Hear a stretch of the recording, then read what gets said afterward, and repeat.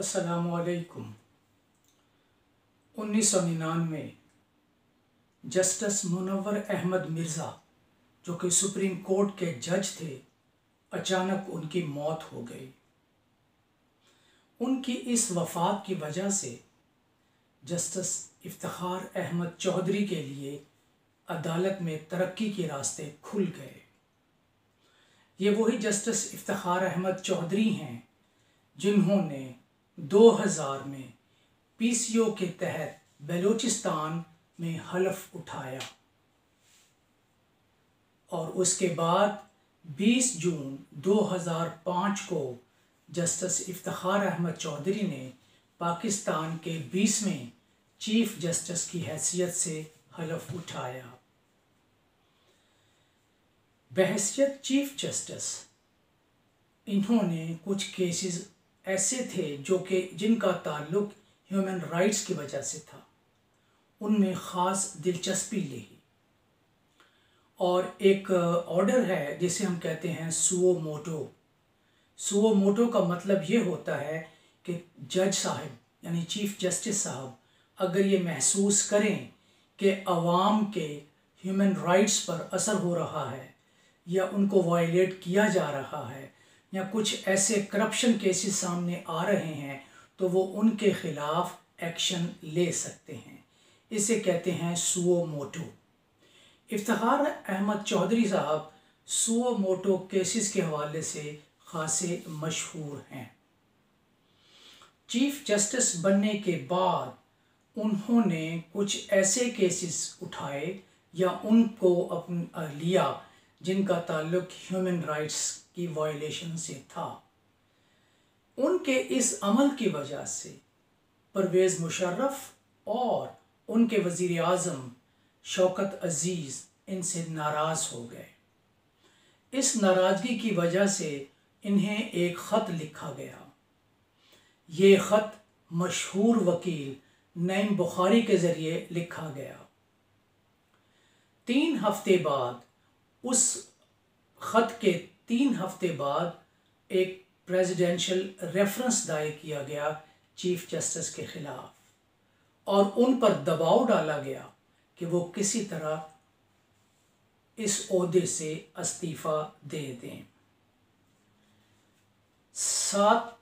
2007 और 9 मार्च उस दिन परवेज़ मुशर्रफ ने इन्हें अपने ऑफिस में यानी आर्मी हाउस में बुलाया। सुबह तकरीबन 11:30 बजे ये वहाँ पहुँचे और परवेज़ मुशर्रफ के साथ गुफ्तगू शुरू की। उस वक्त बहुत से मिलिट्री ऑफिसर्स जिनमें एजेंसीज़ के लोग और ISI के जनरल भी शामिल थे उस वक्त मौजूद थे और उनके साथ वज़ीर आज़म शौकत अज़ीज़ भी जलवा अफरोज़ थे। टीवी के बहुत से फोटोग्राफर्स और नुमाइंदे वहाँ मौजूद थे और इस गुफ्तगू में जो इल्ज़ामात लगाए गए चीफ जस्टिस साहब पर वो ये थे। पहला इल्ज़ाम ये लगाया गया कि उन्होंने अपनी हक से ज़्यादा कारें रखी हुई हैं जिनके लिए वो एंटाइटल थे या जो उनका हक था, आईनी तौर पर उन हकूक़ से तजावुज़ करते हुए उन्होंने ज़्यादा गाड़ियाँ अपने इस्तेमाल में रखी हुई हैं। दूसरा इल्ज़ाम ये लगाया गया कि उन्होंने अपने बेटे के मेडिकल के प्रोफेशन में और बाद में पुलिस सर्विस में उनकी प्रोफेशन में तरक्की के लिए अपना इख्तियार इस्तेमाल किया। तीसरा ये लगाया गया कि चीफ जस्टिस साहब सफ़र के लिए या तो चीफ मिनिस्टर का जहाज़ या हेलीकॉप्टर और या किसी दूसरे अफसर का हेलीकॉप्टर इस्तेमाल के लिए मांगते हैं।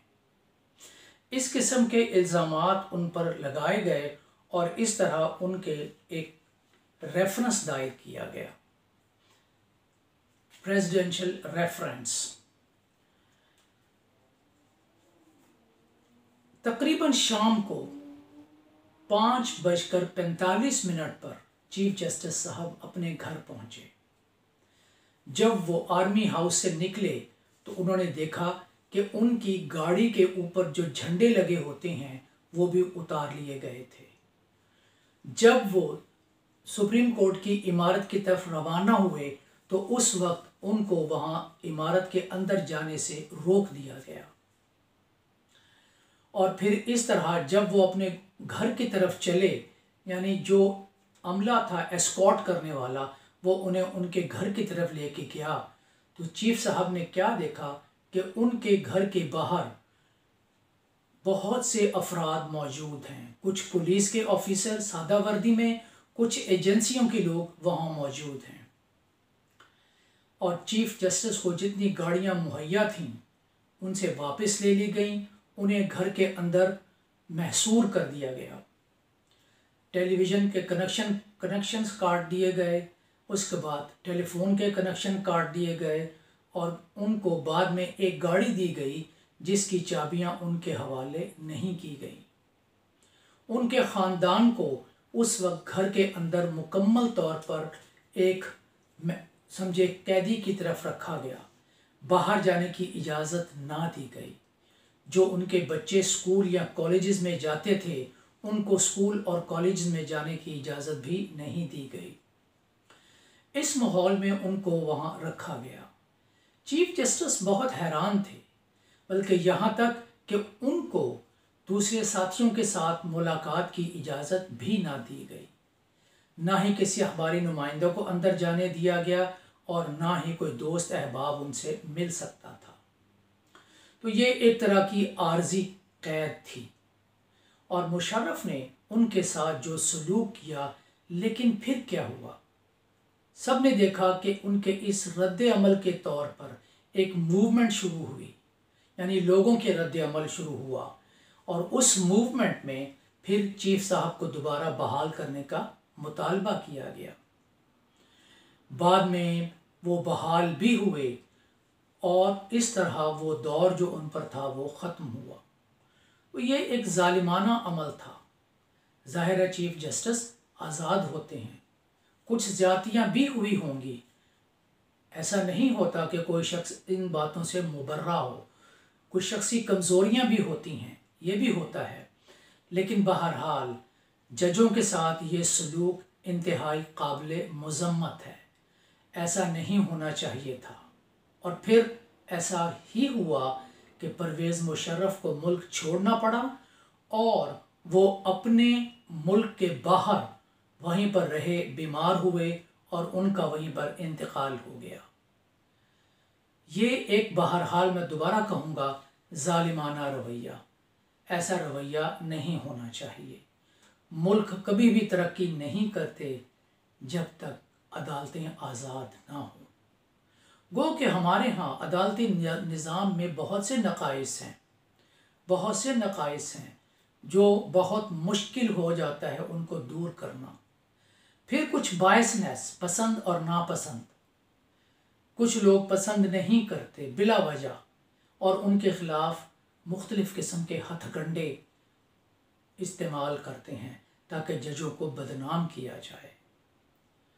ज़रूर हमें गौर करना चाहिए, पूरी कोशिश होनी चाहिए कि हमारा जो अदालती निज़ाम है ये बेहतर हो और ऐसे इक़दाम किए जाएं जिनसे लोगों को सही मानों में इंसाफ मिले और ये महकमा बहुत ही अहम महकमा है, अपने मामलात को या इदारा कह लें दुरुस्त तरीके से चलाए। शुक्रिया ख़वातीन।